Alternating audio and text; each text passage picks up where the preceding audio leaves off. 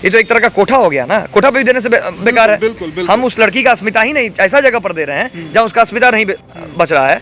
तो अब हम आगे से अगर उस तरह की कोई औरत देगी तो हम उसको किसी और परिवार को देना ज्यादा मुनासिब समझेंगे इनको देने से पहले। पटना के डीएम ने कह दिया कि लड़की ही फ्रॉड है, बिना जांच किए आप कैसे बता दिए भाई कि लड़की फ्रॉड है। और जो लड़की इतने लोगों पर इल्जाम लगा रही है, कह रही है कि आप बाकी लड़कियों से पूछिए, एक लड़की को मिलने नहीं दिया गया। हमारी मांग है कि भाई पारदर्शिता होनी चाहिए। जेल नहीं ना है, हम जेल में भी मुलाकात मिलने दिया जाता है, जेल में भी लोगों को मिलने दिया जाता है। यहाँ ये लड़की सुधार गृह में रखी गई है तो सामाजिक संगठनों का तो दायित्व है, चाहे मीडिया का, कि वो जाके पूछ सकता है। पटना इससे भी बड़ा कांड है। पप्पू यादव ने तो खुलासा किया है कि एक विदेशी महिला को अंदर मार भी दिया गया। उसको कैसे पता चलेगा कि बाहरी दुनिया क्या है? वो कैसे सुधरेगी?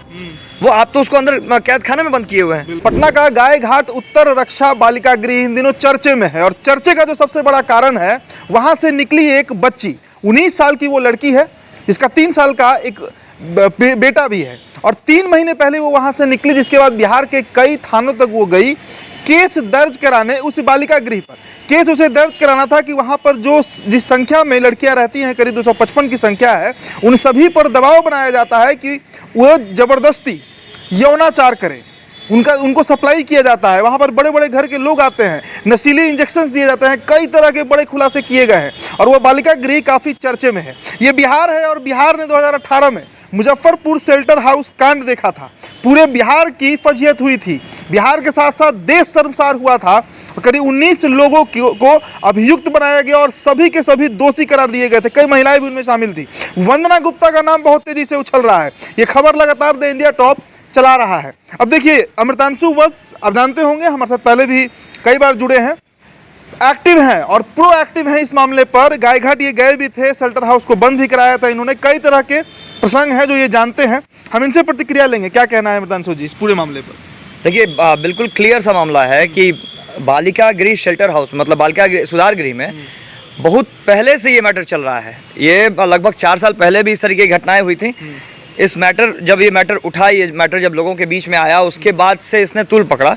और अंदर की जो लड़कियां बाहर निकल चुकी हैं, 6-7 महीने का अंदर का अगर आप रिकॉर्ड निकालिएगा, तो जब इस मैटर पर हम लोग इंटरवीन किए, इस मैटर को हम लोग इसमें आए और फिर घोषणा किया गया कि अगर वंदना गुप्ता को जल्द से जल्द इस पर कार्रवाई की जाए, उनको सस्पेंड किया जाए, तब लगातार मेरे पेज पर, मेरे इनबॉक्स में जो लड़कियां निकली हैं उनका मैसेज आना शुरू हुआ। अच्छा, कि भैया बात बिल्कुल एकदम सही है। कुछ जो लड़कियां निकली हैं उनकी दोस्तों ने मैसेज किया।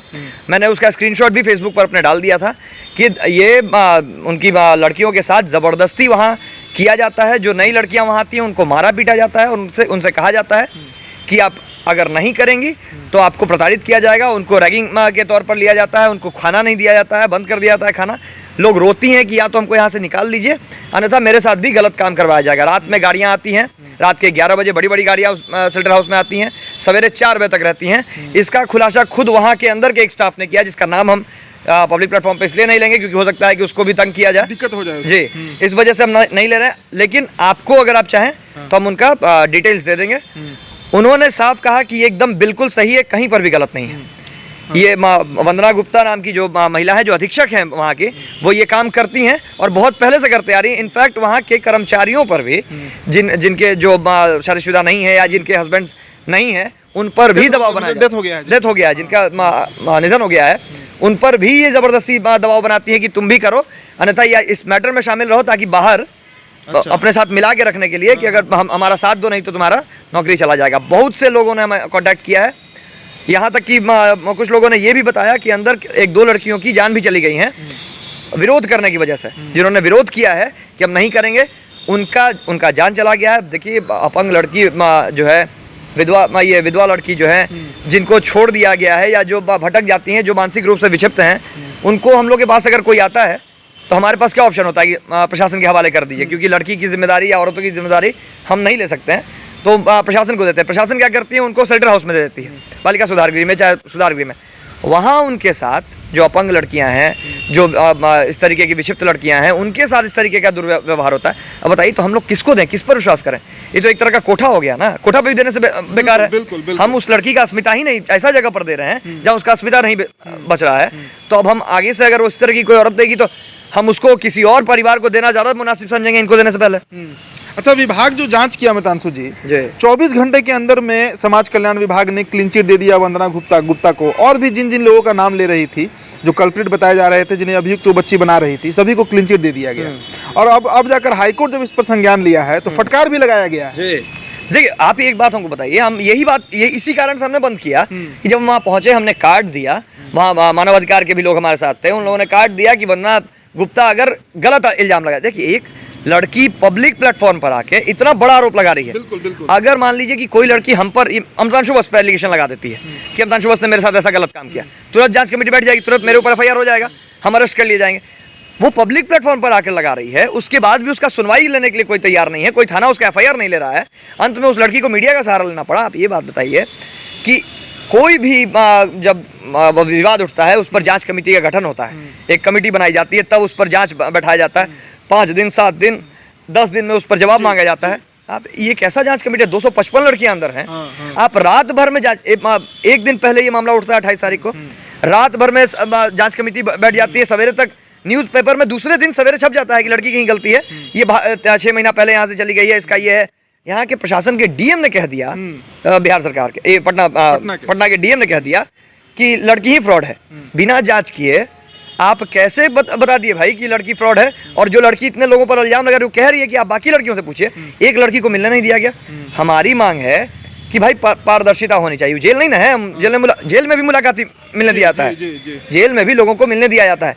यहाँ ये लड़की सुधार गृह में रखी गई हैं, तो सामाजिक संगठनों का तो दायित्व है, चाहे मीडिया का, कि वो जाके पूछ सकता है, उनको अधिकार भी है कि वो पूछ सकता है कि आपका सही से रख रखाव हो रहा है। कौन उनका जवाब दे लेगा? माँ बाप है, अनाथ बच्चे हैं, वहाँ अपंग है जो बता नहीं सकते हैं, तो आखिर कोई सामाजिक संगठन ही जाएगा ना। सरकार तो जब यहाँ जब आरोप ही लग रहा है कि प्रशासनिक अधिकारी मिले हुए हैं, इसमें बड़े बड़े नेताओं का हाथ है, तो भाई उसको कौन बाहर आने देगा? अंदर का जो भी गलती है, डिफिकल्टी है, जो भी वहाँ का अंदर का डिमेरिट्स है। आप लोग का जो संगठन है वो गया था वहाँ पर, मैंने देखा, लाइव किए थे। बिल्कुल बिल्कुल। क्या बातचीत हुई वहाँ पर? बातचीत वहाँ जब हम लोग वहाँ पहुंचे, वहाँ हमारे साथ बहुत सारे मीडिया कर्मी भी थे, उन लोगों ने भी साथ आवाज उठाई कि हम लोग को कम से कम अंदर 4 आदमी की टीम को ही, अब इतने लोग हैं नहीं आ सकते हैं 200, लेकिन 3 आदमी को अंदर बुलाइए, हम लोग देखना चाहते हैं, या वंदना गुप्ता खंडन कर दें इस बात का बाहर आके कि जो आरोप हम पर लगाया गया है वो बेबुनियाद है, प्रूफ दे दें।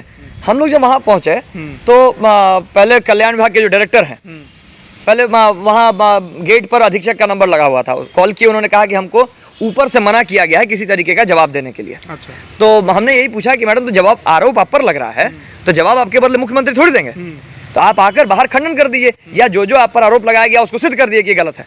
यही सिद्धि तो होता है ना, कि कोई आप पर आरोप लगाता है तो कोर्ट भी आपको यही कहती है कि आप सिद्ध करके बता दीजिए कि गलत है।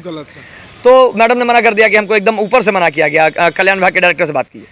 कल्याण विभाग के डायरेक्टर को हमने फोन किया, तो वो हमें सिखा रहे हैं, हम गेट के बाहर खड़े हैं, और वो हमको कह रहे हैं कि ऐसा हो नहीं सकता है, गलत बेबुनियाद आरोप है कि गेट के बाहर देखिए कि 17 महिला पुलिस गार्ड तैनात हैं, और ऐसा कभी हो ही नहीं सकता।